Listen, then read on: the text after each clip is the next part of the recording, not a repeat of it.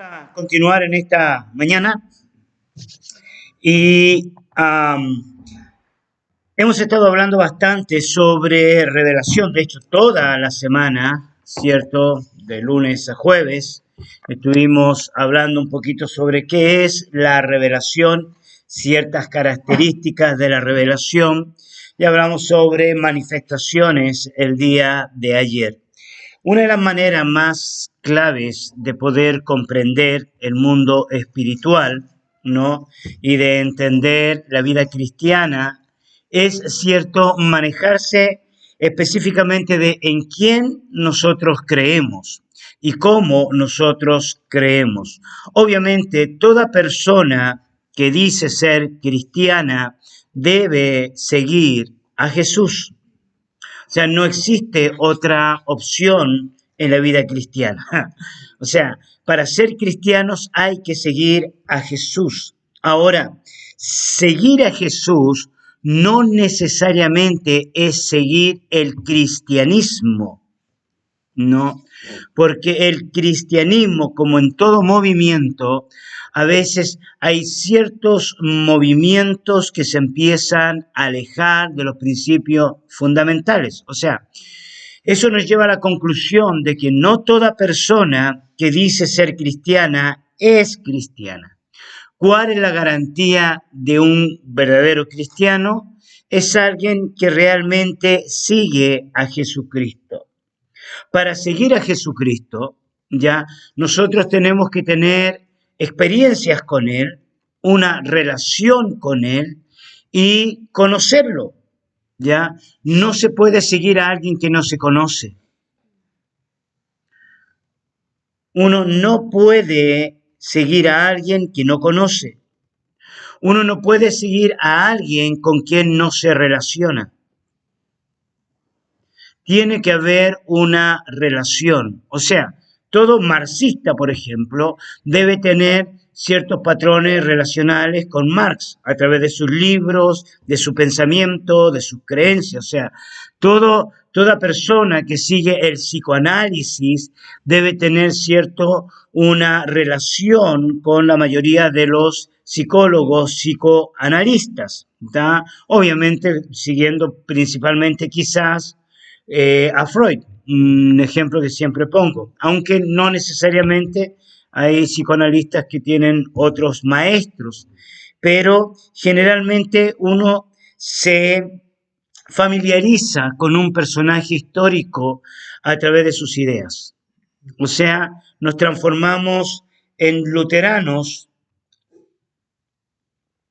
cuando seguimos a Lutero, sus ideas, ¿me entiende? Nos transformamos en calvinistas cuando seguimos las ideas de Calvino, sus ideas.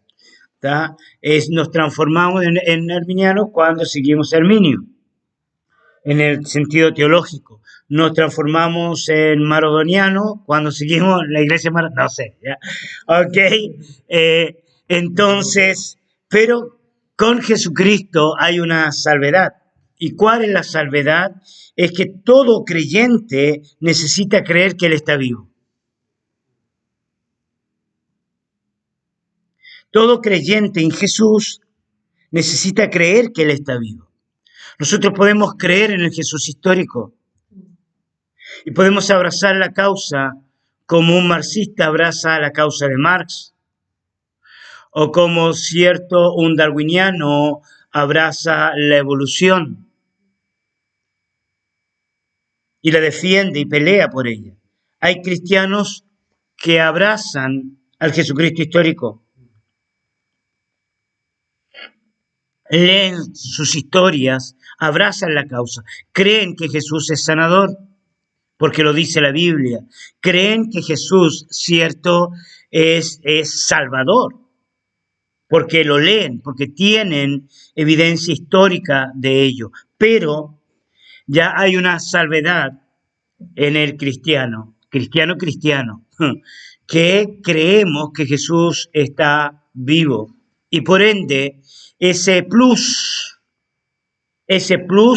para nosotros nos lleva a la responsabilidad de poder conocerle, entenderle y seguirle como a un Dios vivo.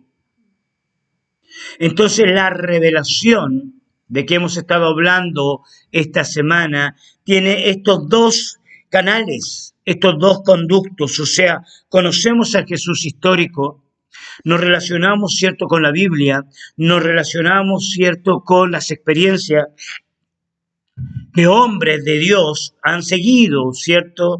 Yo que sé, hay gente que se apasiona ya por Menon, por ejemplo, menonita, ya y se apasionan y está bien, seguimos, ¿cierto?, esa cadena, pero con este plus añadido de que toda persona necesita tener un encuentro personal y seguir a Jesús personalmente, porque creemos que Él está vivo. ¿Ya? Entonces, la mayor evidencia de una revelación sana, ¿ya?, involucra todas estas cosas. Al Jesús de la historia, que lo estudiamos, a los que les gusta la teología, la gente ha perdido el valor de meterse a un instituto, de estudiar cursos a largo plazo, le tienen como miedo, ¿ya?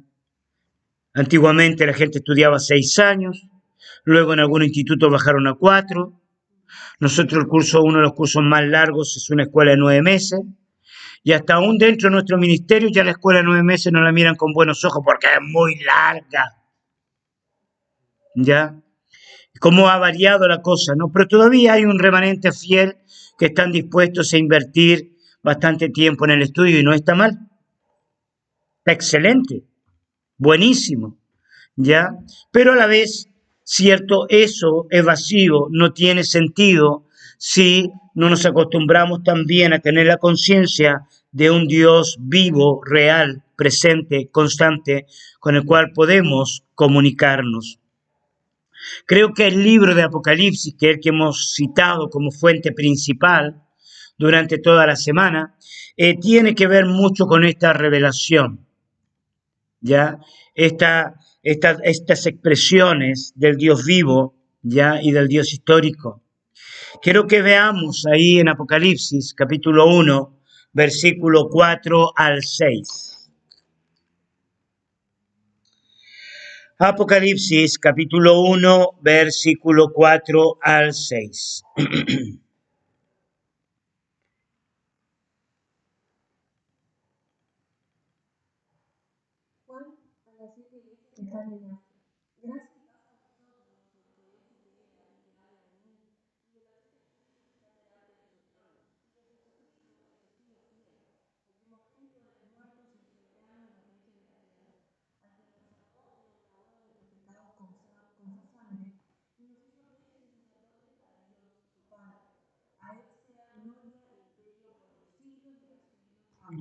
Ok, nosotros ahí vamos a ver unas 8 características en estos 3 versículos, entre el 4 y el 6, unas 8 características en las cuales he estado trabajando en el último tiempo sobre la persona de Jesús. O sea, Él está interesado ya en que se le conozca la revelación de Jesucristo mostrándonos ciertas características. Yo no voy a desarrollar las 8 características en esta oportunidad, quizás en el futuro, en algún tiempo futuro lo vamos a desarrollar. Cabe destacar ahora que sí, la manifestación de lo que hablábamos el día de ayer, ¿cierto? Lo sobrenatural de Dios se hace evidente. En la primera característica, solo mencionar la primera característica, dice, ¿cierto? El que es, el que era y el que ha de venir, dice Reina Valera. Mostrando, ¿cierto?, una expresión de Jesucristo en el tiempo. Una expresión presente, o sea, Él está hoy, Él está en el pasado y Él está en su venida, en su futuro. Jesucristo le había dicho a los discípulos en los evangelios, he aquí yo estoy con vosotros todos los días hasta el fin del mundo. Ese yo estoy con vosotros marca una presencia continua, constante. ¿Ok? Sabemos que Cristo fue crucificado por la maldad de los hombres. Sabemos que la maldad existe y tiene una razón lógica, espiritualmente lógica, de por qué existe la maldad. Lo he enseñado muchas veces. Ustedes pueden ver los audios que tengo ahí levantados. Ya hablo mucho tocante a este tema. En Apocalipsis nosotros podemos ver varias expresiones de él. En el capítulo 5, por ejemplo, nosotros vemos, a un Cristo tomando la autoridad de todas las cosas.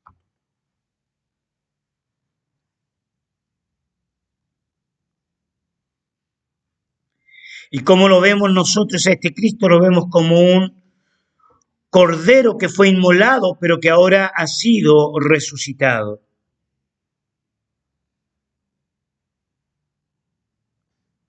Vemos en Apocalipsis una promesa establecida que tiene que ver con su segunda venida, un arrebatamiento, una ascensión de la iglesia como una esposa ya con vestiduras de lino. Y es una imagen preciosa de un Cristo viniendo. ¿Ok? Quiero que veamos Hechos, capítulo 1, versículo 10 y 11.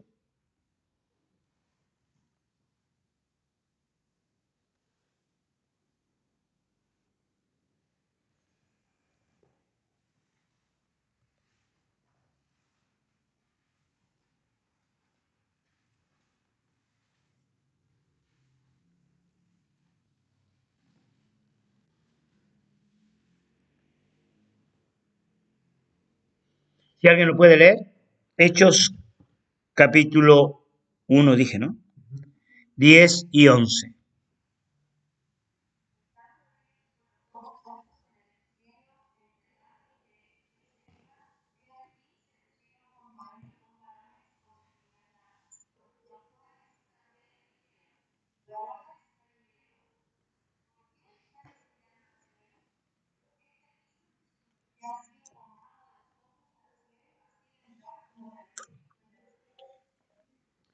¿Cuántos de ustedes creen en esto? ¿Qué significa? Amén significa amén, ¿no? ¿Sí? Ok. Es evidente, cierto, que esto es lo que sustenta nuestra fe. La fe cristiana tiene que ver con una manifestación final de Cristo.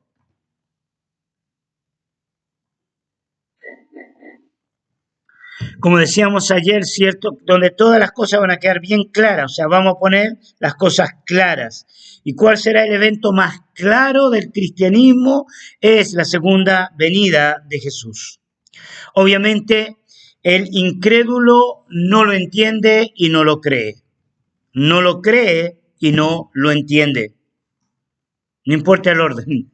El orden no altera el resultado final. El hecho de que tú creas, o sea, que tú no creas y no lo entiendas, ¿ya? O no lo entiendas y no creas, el resultado va a ser el mismo. O sea, difícilmente, como lo vimos durante toda la semana, el hombre común puede entender las cosas del Espíritu. Ya este advenimiento, esta venida de Cristo es la que sustenta nuestra confianza en Él. Es respaldada por la historia. O sea, y la historia no es una historia cíclica, como algunos enseñan. El universo no es cíclico, como la nueva era, expresiones, místicas enseñan, que estamos dentro de una especie de bucle, dicen así, espiral, ¿no? No, nuestra historia es lineal, tiene un principio y tiene un final, ¿ya? El hombre fue creado a imagen y semejanza de Dios. El hombre cae en el huerto del Edén por desobediencia. hay una revelación de una serpiente antigua, que es el diablo, ya que refleja todo el mal que hay en el universo, ¿tá? Obviamente donde el hombre a través del pecado se hace partícipe de ello. Hay un plan de redención. Este plan de redención culmina con el sacrificio y la resurrección de Jesucristo, ¿cierto? Allí en el primer siglo. Pero su resultado final será con su segunda venida. ¿Tá? Cristo viene pronto, como lo venimos diciendo hace 2000 años atrás. Suena paradójico, ¿no? Pero los cristianos creemos que Cristo viene pronto. Amén. Y el incrédulo dice, hey, pero han pasado 2000 años y ustedes dicen que Cristo viene pronto. Espéralo, que nadie sabe el día ni la hora en que el Hijo del Hombre ha de venir. Y la lógica humana dice, pero no, si no ha venido en 2000 años, ¿por qué yo tengo que creer que Cristo viene en cualquier momento? Es muy simple, porque tú ni siquiera sabes en qué momento va a venir. Y si aún no viniera en su segunda venida, tú ni siquiera sabes en que la muerte vendrá por ti. Por tanto, cierto, nosotros usamos un principio básico escatológico. ¿Y cuál es ese principio básico escatológico? Es velad y orad. No es buscar las señales. Es velar, o sea, estar atento, estar preparado, estar preparándose y orar. ¿Tá? Por lo tanto, ahora, ¿cómo se enriquece esa espera? Esa espera se enriquece a través de la revelación de Jesucristo.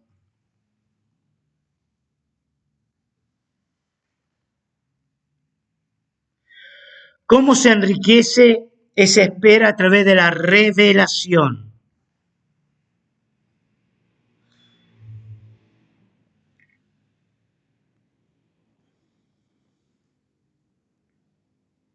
Una relación sana con Jesús nos lleva a tener cierta experiencia en cuanto al conocimiento y la vida. La vida en su significado y la vida en su propósito.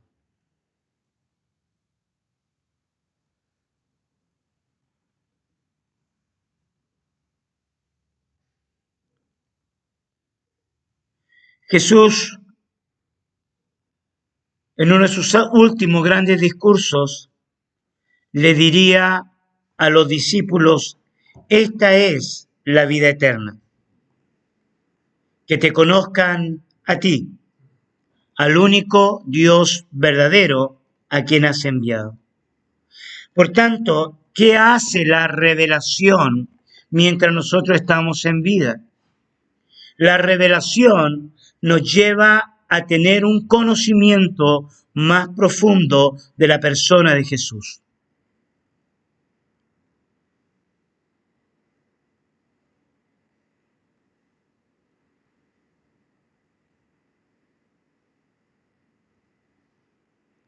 Quiero que veamos Juan, capítulo 8, versículo 41 al 43. Juan, capítulo 8, versículo 41 al 43.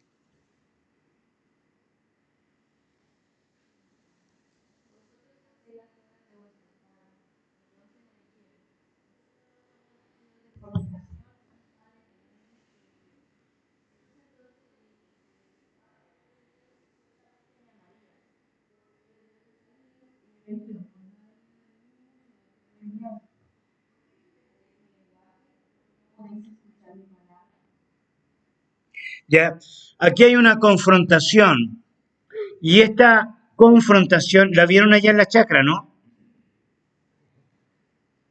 ¿sí? Lo buscaron, ¿no? Porque a veces hay gente que solo se queda ahí mirando en el aire infinito y más allá. La idea es buscarlo y estar metidito en el mensaje. Ok, sigamos. Entonces, ¿qué es lo que nosotros vemos aquí? Lo que nosotros vemos aquí, cierto, tiene que ver con una confrontación de conocimiento. Es una confrontación de ideas.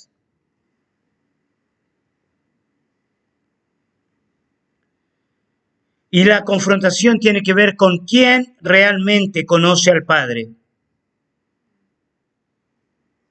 En pocas palabras es quién realmente conoce a Dios.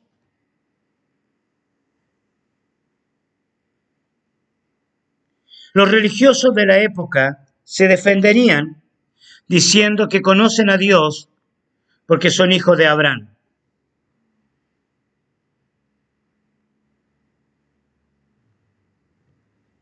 Y Jesucristo los confrontaría diciéndoles que realmente Él había salido de Dios. Pero va a añadir varias cosas. Una de ellas tiene que ver con la falta de entendimiento.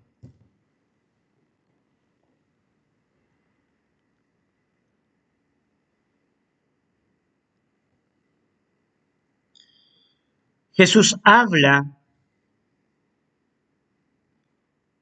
y ellos no entienden.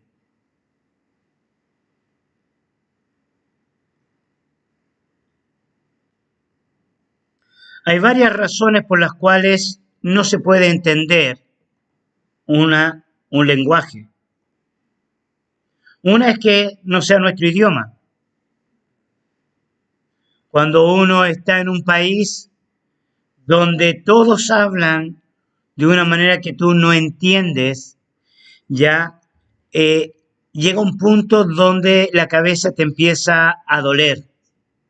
¿Y por qué te empieza a doler? Porque te sientes como extraño. La gente se comunica, ríe, canta, llora, habla, expresa cosas, y tú le miras las caras y te sientes un ser totalmente perdido. ¿Por qué te sientes perdido? Como ajeno al mensaje, ajeno al lenguaje. No entiendes, no puedes entender el lenguaje porque tu idioma es distinto, porque tu mente, tu neurona fueron discipuladas para tener otros sonidos, entender otros signos, otros símbolos, porque las palabras son símbolos, ¿ya? Entender esas otras cosas. Otra manera de no entender es rechazar el mensaje. Cuando una persona no cree, no va a entender el lenguaje. Y esa es la segunda cosa que quiero destacar. La puerta abierta para que nosotros podamos conocer a Jesús y recibir revelación es la palabra. Y lo dijimos el otro día. Es el mensaje del Evangelio.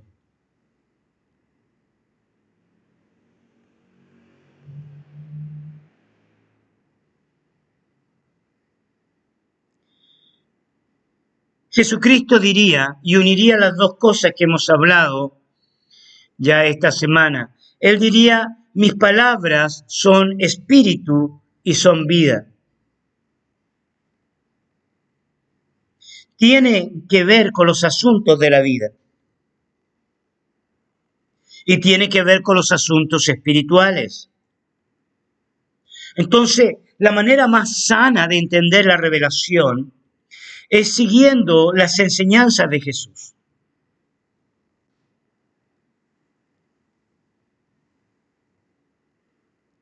Él nos muestra un camino. Jesús le diría a sus discípulos, las cosas que yo hago, vosotros también las haréis, y aún mayores las haréis, porque voy al Padre.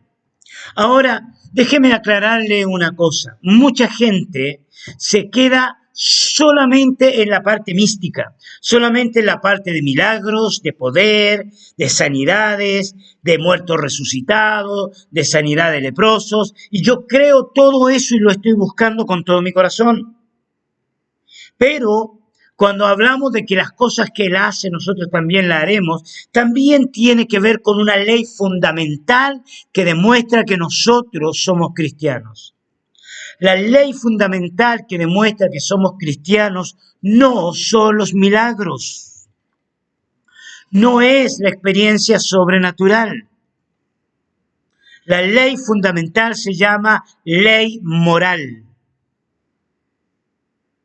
Ley moral, ley de valores. La meta es ser como Jesús. No solamente en lo que Él hace, sino en lo que Él es como persona. Mi billetera está en el mueble, ¿se la puede buscar? Sí.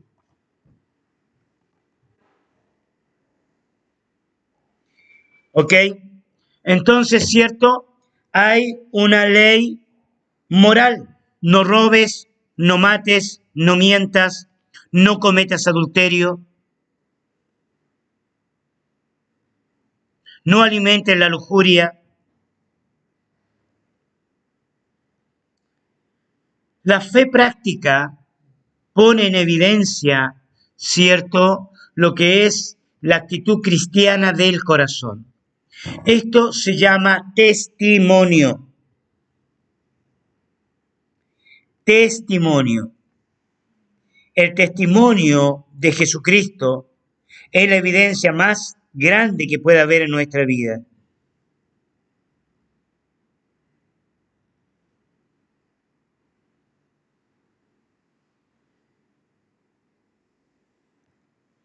El testimonio de Jesús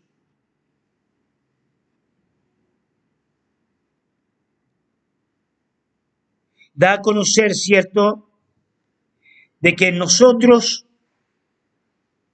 el que ama, el que perdona, el que, ¿cierto?, renuncia,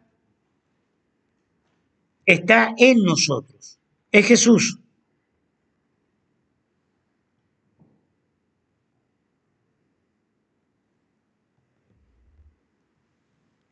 Primera de Juan, capítulo 1, versículo 1 al 3.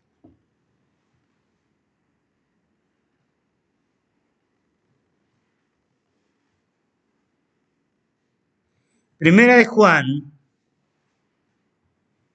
capítulo 1, versículo 1 al 3.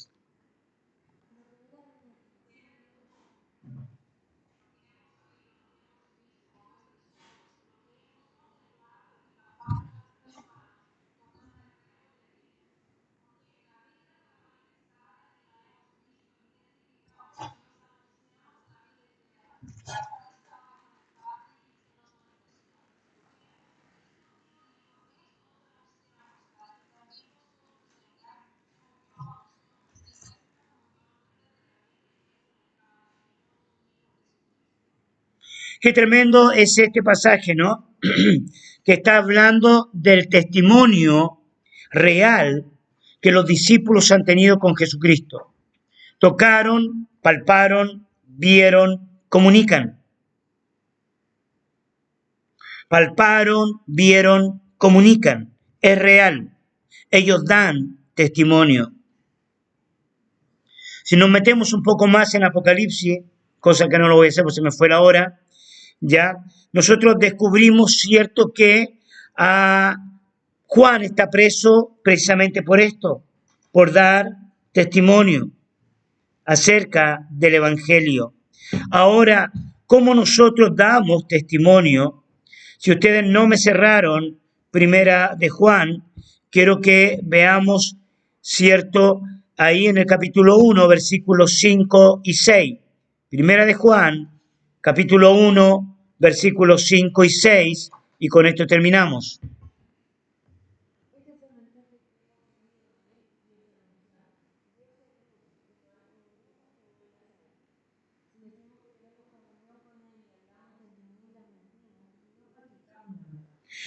¿Ok?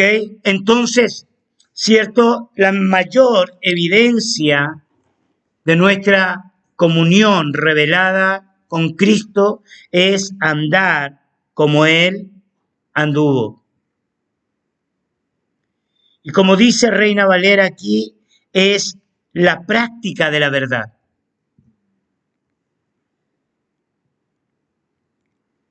La práctica de la verdad que hemos recibido en Jesús.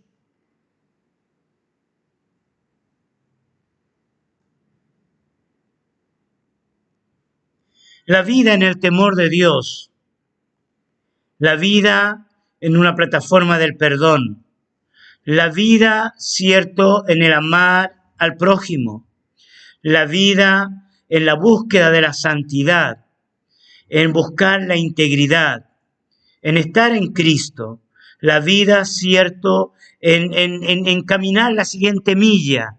Ese tipo de vida práctica es la que pone en evidencia que nosotros somos verdaderamente cristianos, que realmente nuestra comunión íntima está con Él y que damos testimonio. Esta es la conclusión de lo que hemos visto hasta ahora. Cristo se ha manifestado, hemos tenido su fanerosis, hemos tenido, cierto, su revelación, su apocalipsis, hemos tenido toda esta epifanía del carácter de Cristo que lo hemos visto en estos días, ya, y se ha manifestado a nosotros. Él es Jesús de Nazaret. La evidencia clara de esta es la comunión íntima basada en la obediencia en la verdad de Cristo. No solo, cierto, las enseñanzas teóricas, las enseñanzas tienen como objetivo revelarnos, mostrarnos para que nosotros podamos vivir y andar en obediencia a Él. ¿Ok? Entonces vamos a parar. Hay mucho más para hablar de Jesús. No, solamente en esos versículos 4 al 6 veíamos que hay como unas 8 características, no tocamos nada de eso, ¿ok? Entonces yo podría emocionarme y seguir hablando, pero vamos a parar por aquí. Quiero animarte esta mañana, animarte este día a buscar la revelación, a dar pasos de obediencia. No se trata de sentimiento, se trata de un estilo de vida, de amar, de perdonar, de dar oportunidades, ¿ya? De vivir de tal manera que nuestros parientes, nuestros amigos, la gente pueda ver a Cristo en nosotros. Amén. Paramos por aquí y oramos al Señor. Padre, queremos agradecerte por la revelación de Jesucristo. Tú le dijiste a los discípulos, he aquí yo estoy con vosotros, estoy con ustedes todos los días. Señor, hoy es un buen día para tomar conciencia de que tú estás con nosotros. Hoy es un buen día para saber que tú sigues haciendo milagros, que te sigues revelando, de que te sigues mostrando a nuestras vidas. Hoy es un buen día, Señor, para tener esta conciencia espiritual de la revelación en todas sus formas de Jesucristo, para entender tu lenguaje, para entender tu mensaje, para entender tus palabras, Señor, para abrazar la causa, que la causa, tu causa, que las obras que tú haces es lo que tú quieres que nosotros hagamos. De la manera en que tú viviste, es la manera que tú quieres que nosotros vivamos. Señor, reprendemos el lenguaje de las tinieblas. Reprendemos, Señor, toda mentira del diablo. Señor, no queremos perder tu lenguaje por entender el lenguaje de las tinieblas. Preferimos, Señor, perder el lenguaje de las tinieblas, pero entender claramente tu mensaje. Señor, venga tu reino. Señor, cúbrenos y líbranos y guárdanos en este día del mal, para poder ver cada día tu gloria, Señor. Gracias por tu fidelidad. Bendecimos este día en el nombre de Jesús. Amén.